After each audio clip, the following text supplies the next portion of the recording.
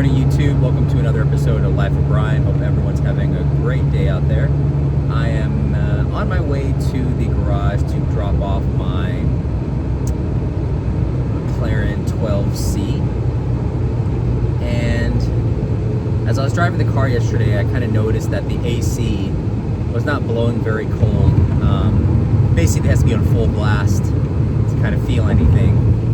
And the gas cap, every time you park and turn on the engine, it pops up and will not close unless you put something on top of the gas cap and then turn on the engine, and then it locks in place.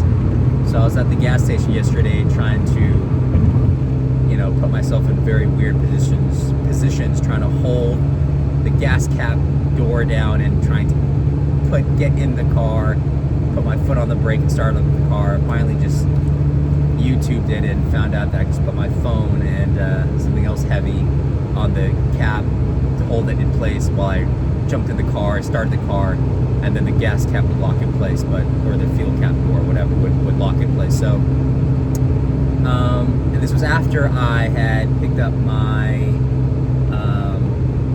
my Pontiac Firebird, and there's still some issues with it not completing a drive cycle.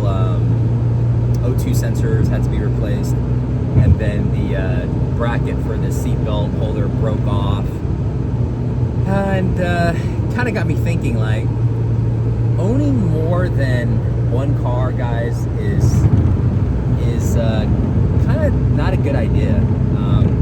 Yes, the idea of it, or even the actuality of owning more than one car, can be a good thing.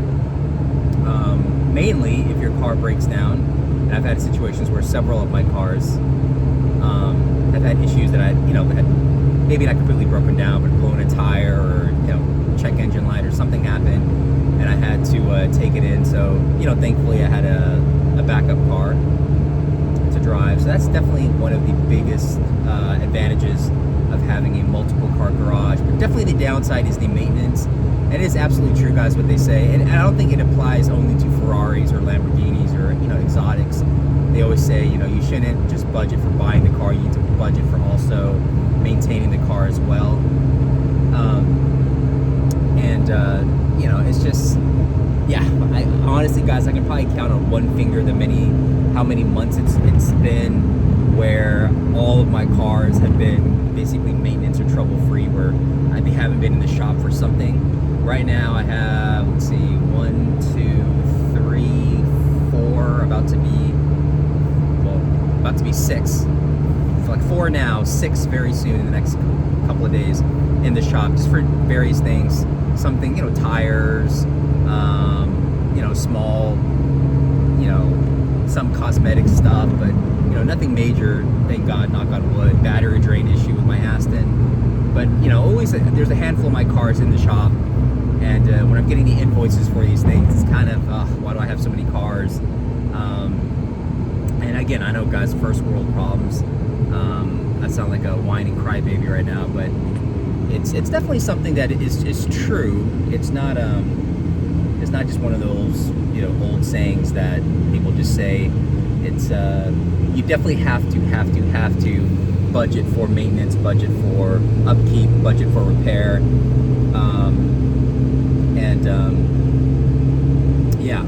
Because the problem that even when cars that I get, guys, used cars, which primarily, other than my my family car, if you will, the family car that I get for my family, all the kids are driving, it's always new. I lease, so every couple of years I switch out, but it's always a new car. Or usually for my toys, with a few exceptions, they're usually used cars, because I like kind of older cars, 90s JDMs, that sort of deal, or older generations of exotics. I think they just drive better. They're more kind of simple and direct, and but when I get a lot of these used cars, not a lot, when I get some of these used cars, I can tell that they've been beat on, or they haven't been cared for, because it was a situation where someone bought the car and maybe could only afford the car payments, the car note, but could not afford the upkeep. So I'll definitely have issues where I think maybe my Alfa Romeo with the 2 bad engines, well, the first bad engine for sure, that might have been the case, or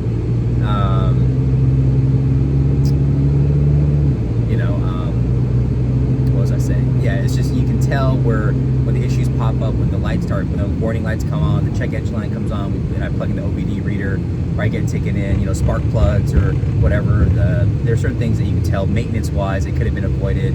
RX-7 definitely was an example of that. It just wasn't very well maintained by the previous owner or owners. So it's something you got to be careful with for sure, guys, because owning multiple cars, again, it's a good idea in theory. It's fun. It gives you diversity. You don't get bored. I'm not saying this to brag, because again, I'm talking about some of the real life issues and headaches that come with owning multiple cars, and there are many to be sure. But it's just being able to have a different cereal every morning, or on some days, depending on, ironically enough, what car I'm taking in for maintenance or repair. Some days I'll hop in and out of 4 to 6 cars, and yeah, so it can definitely be a headache to be sure, but definitely budgeting, planning for putting money aside to do repairs, maintenance, and then the logistics too, guys. Like some days I'm like going in like 2 or 3 different places, 2 or 3 different directions to drop off cars, going up north, going back south, Ubering, dropping off a car here, switching cars there. So it's a lot of, it's a labor of love. My wife constantly asks me, isn't it a headache? Isn't it a chore to do all these things with your cars? And yeah, sometimes it kind of is annoying, and sometimes it's frustrating, especially, the unexpected issues that pop up. But, I love cars. I love driving different cars. One of my friends, we were talking about when I got my Pontiac Firebird. He was like, I guess he was kind of giving me, compliments, saying, "Hey, Brian, it's really cool." See, I just actually missed my exit. That's okay. He was like, "It's actually really cool that you like all different types of cars," because I do, guys. I like exotics. I like muscle cars. Well, certain muscle cars. I like 90s JDMs. I like, Aston Martins, Jaguars. I like kind of a whole spectrum of vehicles, because all these different types of vehicles offer something different, are unique and just awesome in their own special ways. So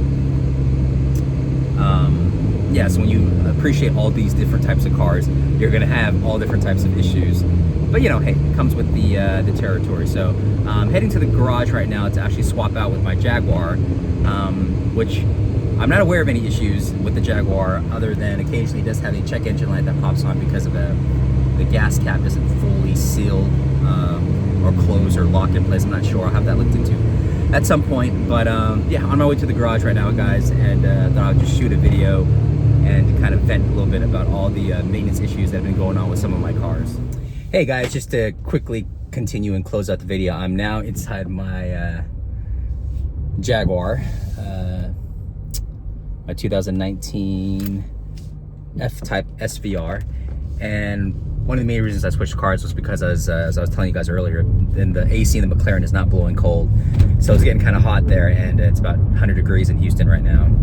And the gas cap issue, which of course, as soon as I drive up to the garage and I wanted to show the tech what the issue was, of course it was not happening, and the fuel door was not opening. Exactly as soon as I got to the garage, the problem went away. I was telling the guy, we were kind of having a laugh about it. Just weird stuff happens at Alara Garage. Fantastic place, guys. Highly recommend that you take your cars there for storage. But I think, kind of on a funny side note,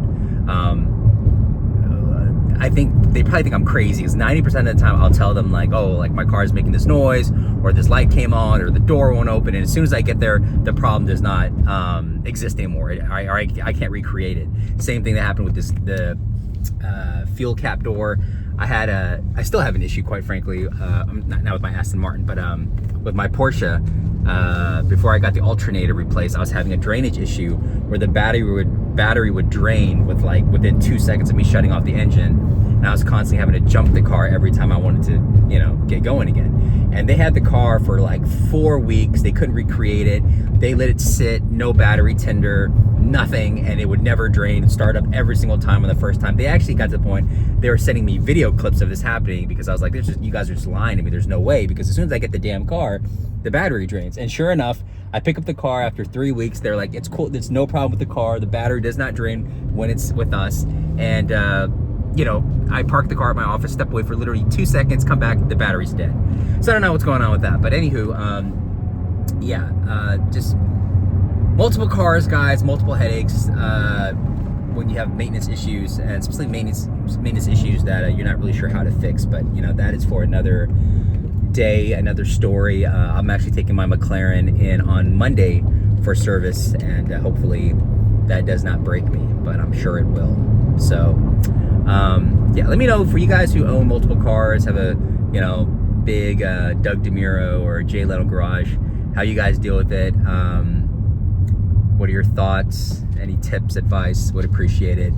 But yeah, just thought I'd make a quick video, guys, on the downside of having a multiple car garage.